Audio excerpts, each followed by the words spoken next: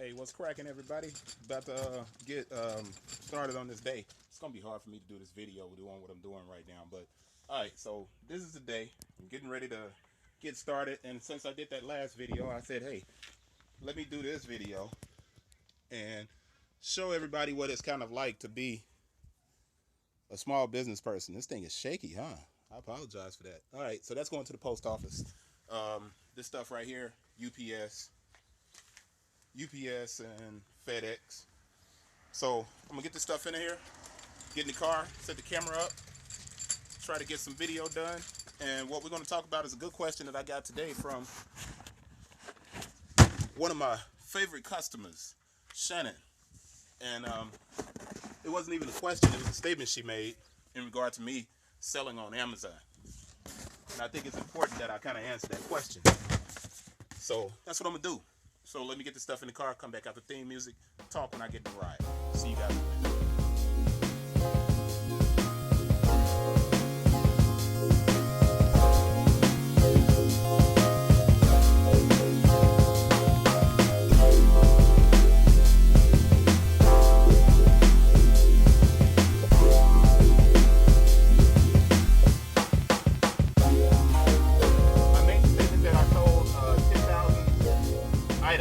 Milestone on my Amazon store, and Shannon wrote back and she said, yo, if you sold your stuff on your site, I would buy it through the site. Well, Shannon's a unique customer. Shannon actually interacts with the store. If she needs a product, she'll write and say, yo, I need this pair of shoes. Chris, can you get these shoes? And I'll get the shoes. So she really has it's almost, when I have certain customers, I consider them like family. And those customers, I kind of go out of my way to find certain shoes, even if I'm not going to actually sell those shoes. I'll go and get those shoes for that customer if I can find it. All right, and she's a great collector. She has a dope collection. She should just sell that joint though and pocket all the money, because she make a killing, even if it is just a lot of things that she doesn't think is worth it. Nah, I said that, you heard it. But this is the thing: when you have an online store, to get traffic to your store, it's kind of like when I was talking in the 4 period episode and I was talking to Joy and Tara episode. I was saying that when you have an online store, you have to create something that keeps people coming back every day, right? Well, this is the thing. With my online store, if I don't continue to bring traffic to the page, then I won't make any sales that day. By using an Amazon marketplace, the buyers are already in that area, so I can hit more buyers. Now, that 15% that Amazon marketplace takes away from me as a seller, that 15%, what I do is I compare that to if I had to do marketing to get people to my website to have them buy. But what happens in the world of online e-commerce is people purchase where they're comfortable. More importantly, people purchase almost on impulse. And with Amazon, there's the potential for the impulse buy, because your information is stored inside of Amazon. Sorry about that, I hit the brakes too hard. All right, like I was saying, obviously I moved this back and turn this back down. The Amazon stores your information inside of their database. So whenever you go to Amazon, all you have to do is take one click to purchase something. So you have the advantage of getting an impulse buy. Now, that doesn't, that shouldn't stop me from actually setting my website up to sell more of the shoes that I carry through my own website. But I've done that several times, and it takes a really long time for me to sell shoes through my website. So I've set myself up. I'm in a position now where I've earned a certain amount of income, and I have to stay consistent with the amount of money I generate each day, because I'm running the store like a brick and mortar that has a daily goal that they have to meet. So I have to stay on top of my daily goals. And, if I move it to the website, it would take too long for me to generate the type of sales that I generate through Amazon. So that's why I don't typically carry everything on Amazon and on my own website, because it would create twice the work for me. It's already a lot of work to actually set up my online store, which is a part of my website, and then I also have my Square store. And I like Square because the percentage is only 2.75% that they take from you, which is a lot. But I don't have credit card merchant account.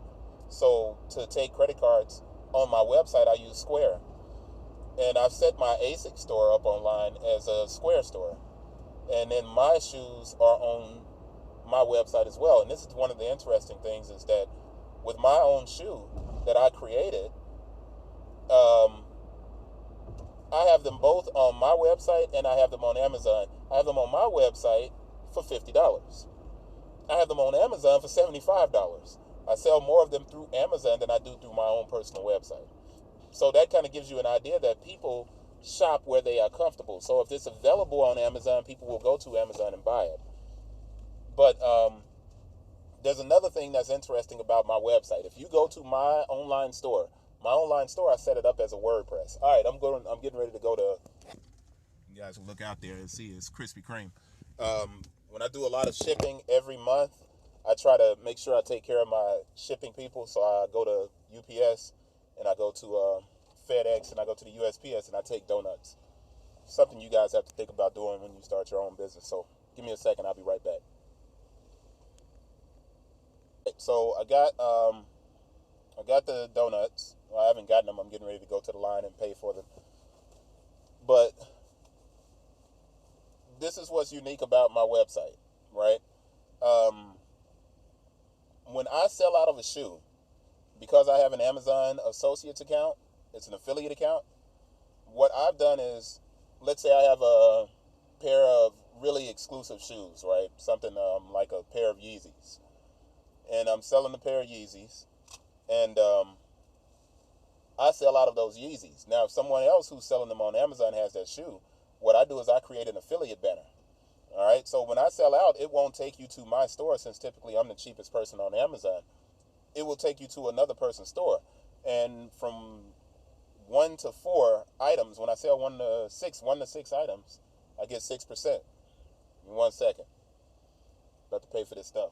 So I get 4% back on the purchase from 1 to 6.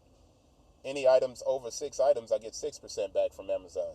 So if some guy is selling a pair of shoes for $100 and I get $6 of that purchase, even though I'm not selling that shoe and I'm not shipping that shoe. Okay? So that's why I tend to use my Amazon store the way I use it. But it was a good question. It was a good statement by Shannon, saying, hey, why don't you sell more of your stuff through your website? Well, I try, but it's a lot of work doing both. So I'm doubling up the amount of work because I have to put it in 3 different places. I have to put it on my website, I have to put it on Amazon, and then I have to put it on my Square store. And then I have to wait to see which one sells. And when it sells in one place, I have to go out and wipe it out on another platform. But that's it. Hopefully you guys get what I'm saying. I'm going to get ready to finish shipping all the rest of this stuff. And look at the back of the car there, just so you guys don't think I'm playing around. All right. So I'm getting ready to go do this, and I'm going to deliver these donuts. And, take care of the people that take care of me. It's a good way to do business. It's a good way to end this episode, too. That's it. Wrap with you guys later. Peace. All right. I forgot I didn't do a recap. So let's get this recap in real quick. So this is what happened. I sent a tweet out because I hit a milestone. I did 10,000 packages. I've done 10,056 packages on Amazon Marketplace.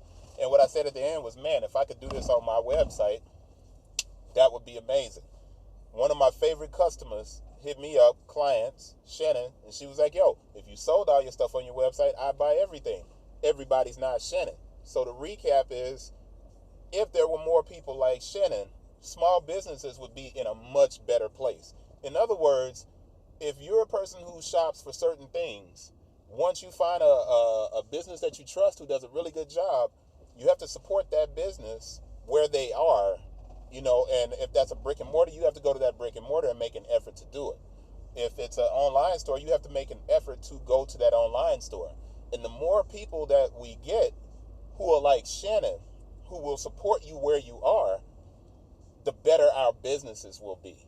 All right? So that's the recap. I wanted to make sure I got that in because it's pretty important stuff, man, to know that you, the buyer, it's not that the customer is always right. However, the customer dictates the success of the business always. All right, without the customer, there isn't a business. But when the customer realizes that they have the buying power to influence the market, that's when real changes occur. All right, so I hate that sun is killing this video, and this is a good point I was trying to make. But I'm in a parking lot, so I'm not driving safely. I'm in a unsafe. I'm in a parking lot, so I just want to go ahead and finish this up and get it out of the way.